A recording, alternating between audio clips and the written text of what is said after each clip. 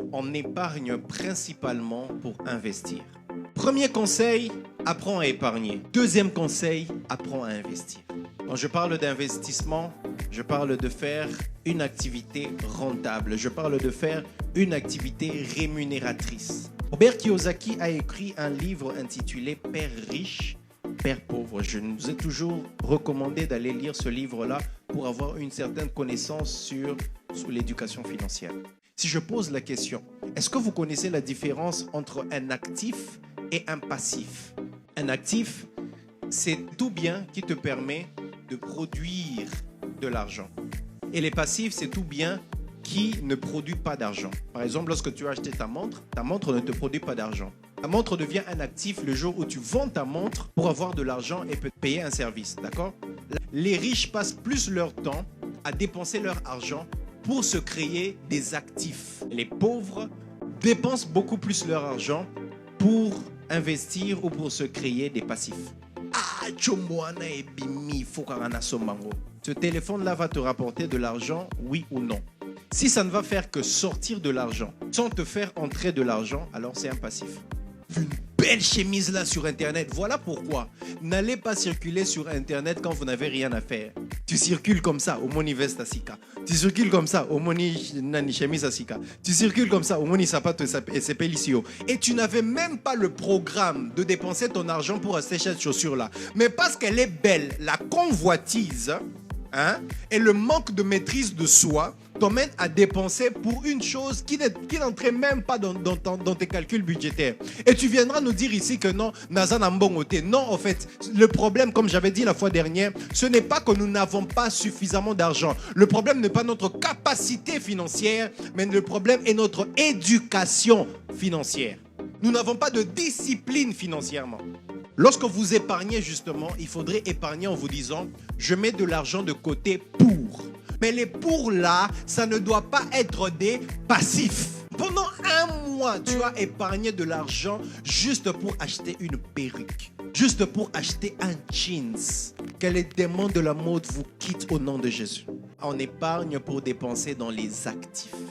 2 Corinthiens 9, 10. Dieu est celui qui fournit de la sémence au sémeur et du pain pour sa nourriture. Il donne la sémence au sémeur, mais il lui donne aussi le pain pour sa nourriture. Ça veut dire, dans ce que Dieu donne au sémeur, il y a la sémence, et puis de 2, il y a le pain.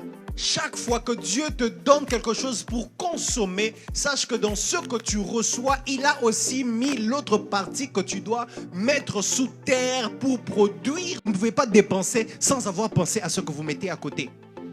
Quand Dieu te donne le fruit, il te donne l'orange. Dans l'orange, il a mis la sémence que tu dois s'aimer. Dans tout ce que tu consommes, il y a la part qu'il faut garder pour réinvestir. Dans tout. Je veux payer la robe, c'est à combien? 100 $. C'est qu'il y a 10 $ quelque part là. Donc quand que la robe n'est pas 100 $, la robe est 110 $. Tu te dépenses une robe de 100 $. Dis-toi maintenant que je dois chercher 10 $ pour mettre à côté. Genèse 41, 57. Et de tous les pays, on arrivait en Égypte pour acheter du blé auprès de Joseph, car la famine était si forte dans tous les pays. Joseph a épargné pour qu'il ne se retrouve pas dans la famine. Mais dans ce qu'il avait épargné là, tout n'était pas juste à manger. Les autres étaient pour faire du business. Une grande partie a servi à l'investissement. Le but de l'épargne n'est pas d'avoir de l'argent de côté. Le but de l'épargne est d'avoir de l'argent qui peut produire de l'argent. Au bon bâti wapi. Parce que quel que soit le montant de l'épargne que je vais vous demander d'épargner, même si on dit que non, on épargne en cas de problème, ton frère souffre d'insuffisance rénale, il faut aller en Inde pour remplacer les reins, 15 000 $. C'était 400 $ d'épargne là qui va subvenir à ça. Épargner pour les on ne sait jamais là, ça ne sert à rien. Le montant que tu peux épargner ne subviendra pas toujours aux besoins ou à l'urgence qui va se présenter devant toi. Ce qui te rend beaucoup plus fort, c'est ton investissement. Et le fait que tu prends cet argent-là, tu mets dans une affaire qui te produit maintenant de l'argent en retour. Suffisamment d'argent, tellement d'argent que tu te retrouves à l'abri pour certaines choses et même tu prévois ton avenir. Il est très facile de me croiser dans la rue. Plusieurs personnes d'ailleurs me croisent tout le temps. Alors on se posera la question, mais Jonathan ici, voilà, il n'a pas de voiture.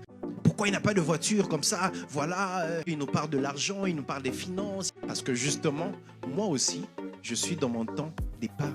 Je suis dans le temps où je me dis, je me fais des sacrifices. Prendre un taxi ne tue pas. Même si j'ai 28 000 abonnés sur les réseaux sociaux, ça ne m'enlève rien si je prends un taxi avec toi. Je ne suis pas complexé comme certaines personnes qui vont arriver à se dire « il faut caca ». Frère, reste focus sur tes objectifs.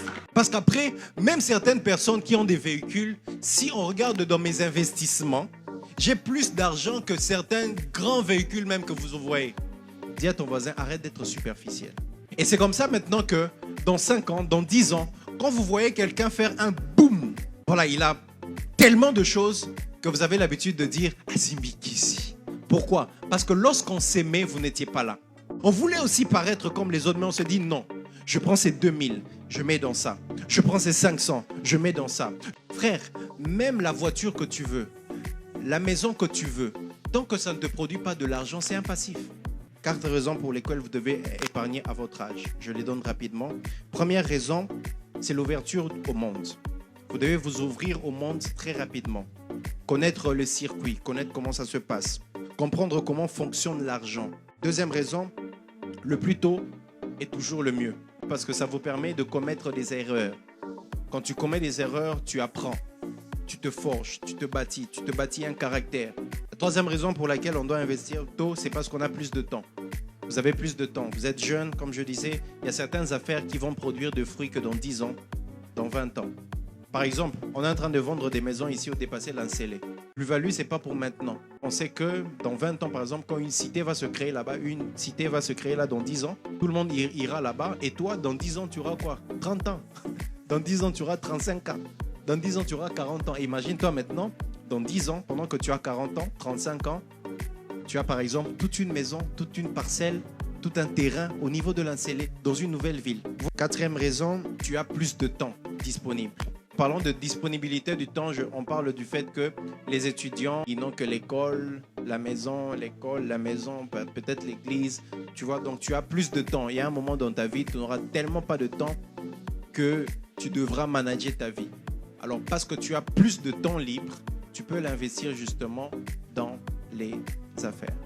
Ce qui te rend beaucoup plus fort, c'est ton investissement.